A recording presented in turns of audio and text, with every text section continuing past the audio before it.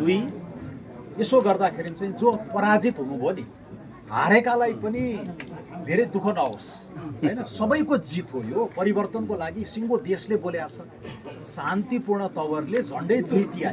हैन मान्छेहरूले हत्या हिंसा खतरा क्रान्ति उथलपुथल पनि गर्छन् तर आज तपाईहरू जनता जनार्दन भन्छौँ नि हामी सौम्य ढङ्गले चुपचापसित गएर गोप्य मतदान गरेर सारा शासन पल्टाइदिनु सौन्दर्य यहाँ चाहिँ सब ठेकदारहरू थिए मेरो यति भोट यो घर यो फलानु दलको यसले त यहाँ दायाँ बायाँ गर्दैन भने जनता त्यस कसैको दास हुँदो रहेछ त्यो चेतनाको तह कति माथि पुगिसकेको रहेछ होइन त्यसैले चाहेको बेलामा यो संविधान अन्तर्गत कसैको बहुमत आउँदैन भन्दै थिए चुपचापसित अब 2/3 उनको हामी छौँ कसले गरे आयो तपाईँहरूले गरे जनताले त्यसको लागि एक थोपो रगत पनि बगाउन पर्दैन कसैले बन्दुक समाएर विध्वंस पनि गर्न परेन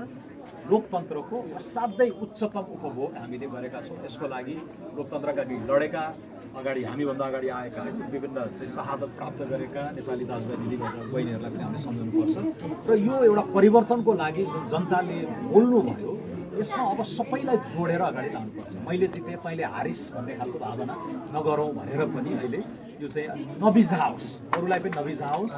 साझा रूपमा हामी बोक्छौँ तेस्रो कारण चाहिँ